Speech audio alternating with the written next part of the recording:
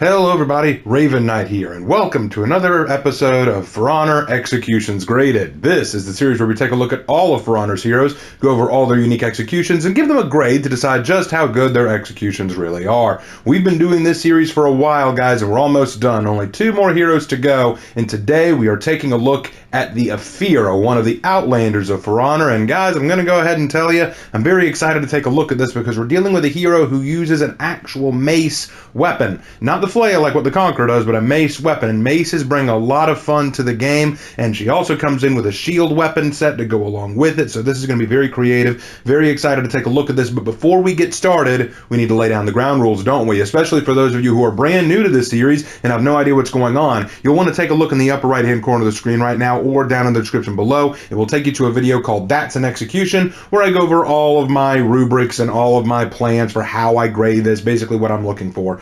But let's say that you're already familiar with the series, you just need a refresher. Well, here's what we're going to do.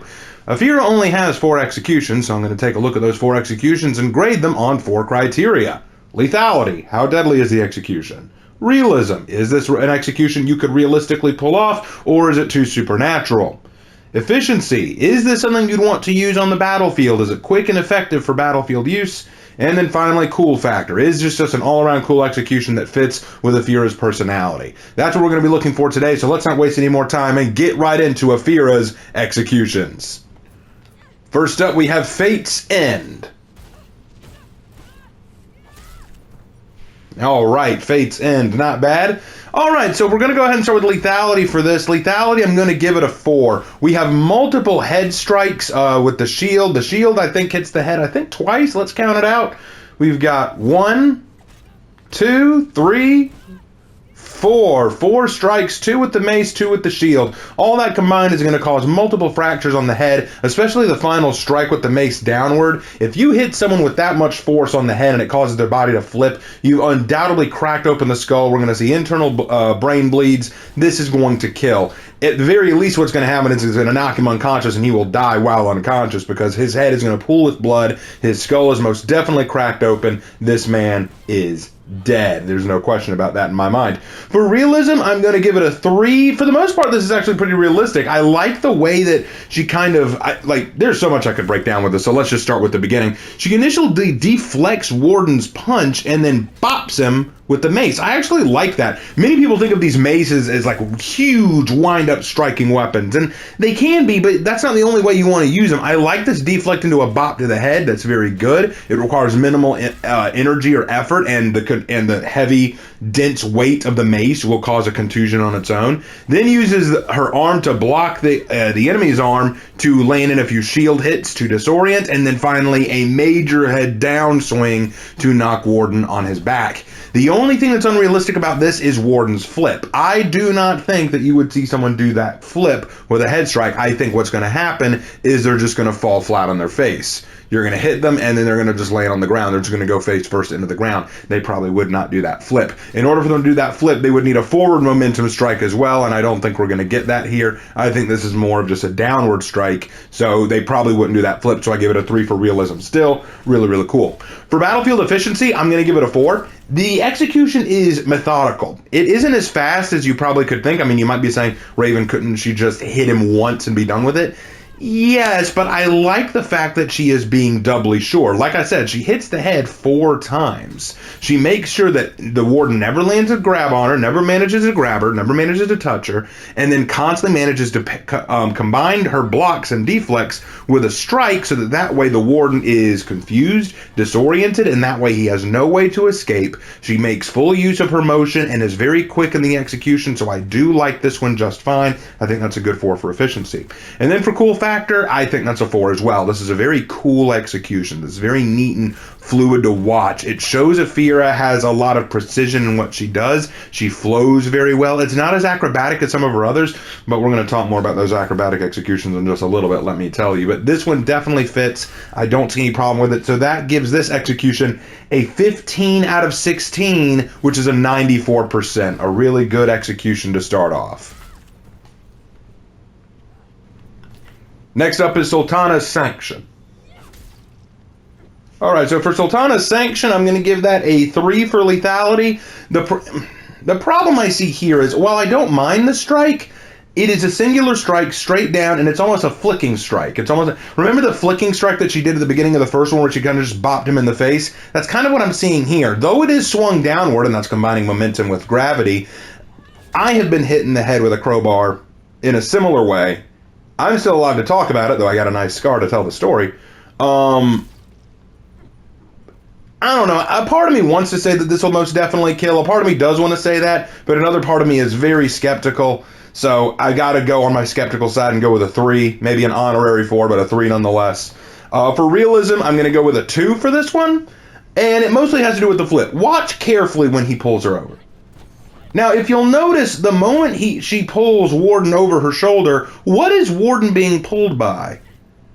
She can't grab his hand because she used the shield to block his punch. He obviously didn't grab the shield. If he did, he's a fool. And she didn't kick out his legs because here, I'll prove it. Pull out. If you pull out and take a look at the legs, Warden's legs leave the ground before her own hip can reach them. And even then, even if her hip did reach it, even if her hip did throw off his balance and orientation, he still needed to be grabbed by something. Something had to grab him and pull him, and we don't see anything. So I'm going to give that a 2 for realism. For efficiency, I'm going to give it a 3. I think my big problem here is she dropped the shield, and I don't like that she did that. And she didn't need to drop it. Look. She deliberately just lets it go for no reason other than to do a kickflip. Like, that's the only reason. Just to do a kickflip. Like, it's not like Warden grabbed the shield and she had to let go of it. She didn't need to do that. She just put it down. I don't know why she did that. That seemed really stupid. So, got to give it a 3 for that. And then for cool factor, I'm going to give it a 3 as well. This is probably the only one of Afeera's executions that I'm not wowed by. It just doesn't impress me. It looks like a Blackprior's riposte that I'm kind of like, eh. I think what's cool about it is, I mean, it's stylish and it fits her personality. But at the same time, it just doesn't wow me like I want it to. So that gives it a 3. So unfortunately, this is just kind of a mellow execution. It's not terrible by any means, but it's definitely one that makes me ask a lot of questions I shouldn't have to ask, which gives this execution an 11 out of 16, which is a 69%. And I'm contractually obligated to say, giggity. Next up is Scholar of Death. Ooh, okay. For lethality, I'm going to go ahead and give that a 4. Watch the head when she hits it.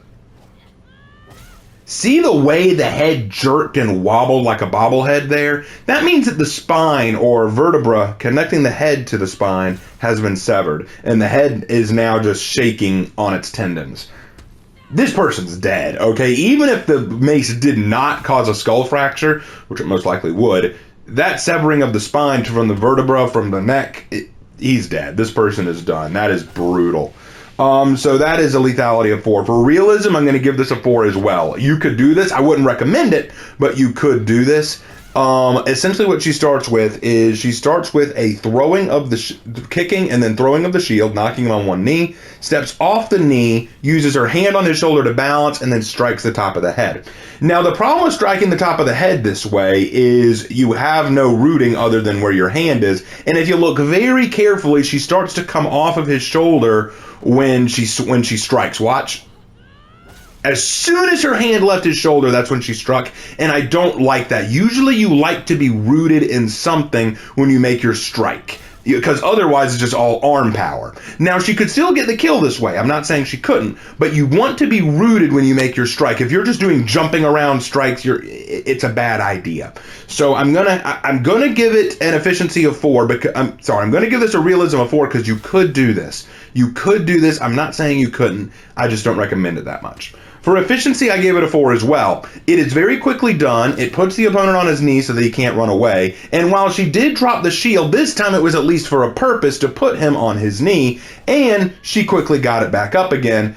I can give it that. In the last execution we looked at, she put it down for no reason. Here, she at least gave a reason, okay? I'll give it that. And she took him down in one blow of the mace, appreciated, and it definitely from the way his head moved, it's very clear that he is dead. So I would say that's sufficient. And then for cool factor, definitely cool. This is very cool. This is one of those acrobatic executions that I was looking forward to seeing from the Afeera. It's kind of interesting, though. The Afeera is based on Mameluke Islamic soldiers, and I would doubt that they would be this acrobatic, but still, Pretty cool. I definitely think it's cool, which gives this execution a 16 out of 16, which is a 100%. Afeera coming in with a perfect score on this execution. Love it. Love to see it. All right. Let's move on. Finally, we have Bloody Prophecy.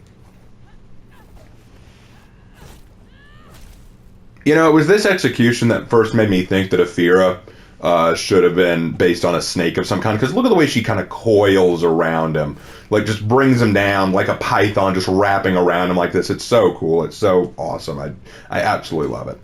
All right, so for lethality, it's a 2. This is a lethality of 2. When the strike is done, it's only 1 strike, and the method is not good. Watch it very carefully. She is slamming the mace downward into a puncturing technique into the back of the head. Now you might think, what's wrong with that? Well, a couple things. First of all, she's holding down his body with the shield and then striking the head. That means that the head has very little room to wobble or jolt or bounce around from the strike. She's holding it down to prevent that. You might think, is that a problem? Well, it can be, because think about earlier. Remember in the last one we saw the head wobble and shake like that? That's causing a lot of tension inside the tendons and muscles and the neck, which could potentially break the neck. Here, it can't do that because it's being held down by the shield, so that's going to prevent some of the trauma that you could be getting. And then you might think, okay, well, at least in this, she's slamming it down and could cause a skull fracture, right?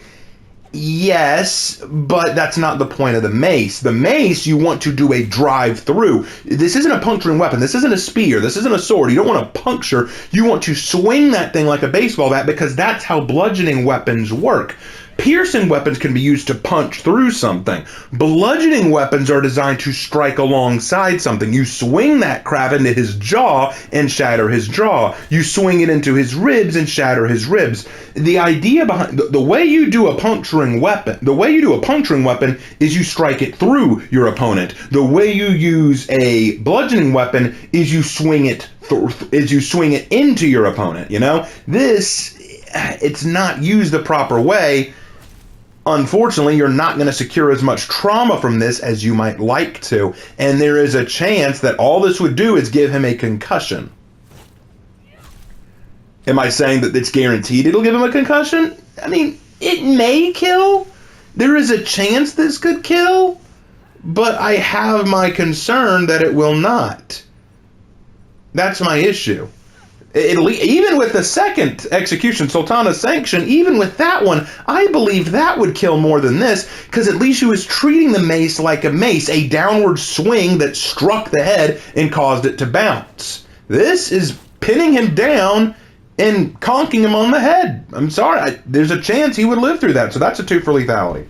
For realism, this is a 4. You could do this. You could actually do this. It's difficult. It requires a lot of flexibility and acrobatic technique, but you could do this, so I'll give it a 4 for realism. For efficiency, it's a 2. You do not have time to be doing this. Now, on the one hand, on a battlefield, you have the opportunity here, because as you're spinning around this guy, as you're basically wrapping yourself around his body and bringing him to the earth, it's going to be hard for enemy soldiers to stop you because they risk hurting their own guy. But at the same time, by putting yourself on the ground like this in this intricate pattern, you're wasting time, which you could be using to just hit him, and you're also putting yourself way too close to his body, and that could be a problem if this guy can grapple you back. It's nice in these executions that the enemy can't possibly win, but if this knight could grapple back, he might be able to resist. He might be able to fight back, and that just wastes even more time. Plus, there's another problem with this. Like I said, this requires a lot of skill, training, and acrobatics and flexibility to do. Well, that means that there's a large margin for error in this situation. Let's watch this again and you'll see what I'm talking about. So first, she blocks the strike, then has to loop over his leg, then has to dive over him in hopes that it'll yank his body in the right way to put him on his stomach, and then jump on top of him. Like, just watch her body. Whoop, dip, roll, get on top, slam. You might think, that doesn't seem too hard. Well, try it out for yourself and see how it works. My point is, there was an easier way to get through this in a battlefield scenario. That's my point. So that's a 2 for efficiency. But for cool factor, definitely a 4. I think this is a very, very cool execution. One of the ones that really fits Afeera. And even though I said that it has a large margin for error, This is kind of Afeera's bread and butter, you know. This is kind of what she's made to do, just be this acrobatic, flexible beast. And I like that. My issue previously was this isn't something I'd want to do on the battlefield. If you're just sparring with an opponent, practicing, even dueling, I could see it. But in a battlefield scenario, which we do have to consider, this is not something I would recommend. So that gives this execution a 12 out of 16, which is a 75%. Definitely a cool execution. Very much enjoyed it, but still got a few small problems. All right, folks, that does it. We've wrapped up Afeera. We're all done looking over her unique executions and giving them all grades. So now the question must be asked, what is Afeera's final score? What did she get? Well, after putting the numbers together, we get a final score of an 85%. An 85. What a score, guys. This is actually really, really good. Now, bear in mind before you jump all over me, Afeera only has 4 executions to look at right now. And because she only has 4 executions to look at right now, well, that means that her score is going to be a little different based on averages. Once she gets some more executions in, it will adjust her score accordingly. But right now, that's what we've got. So, I want to say this about Afeera. I had my issues with Afeera when she first came out based on the lore and based on what she was based on, because there were some issues. But as far as the character herself is concerned, I enjoy her. I think she's a very neat character to add to the game. I've enjoyed looking over her and trying her out, and these executions, for the most part, definitely fit her character and her design. But what do you guys think? Do you guys enjoy this executions graded video? Do you agree that this is what Afeera deserves to get, or do you think it should be higher or lower? Let me know down in the comment section below, and I will see you in my next video. Take care.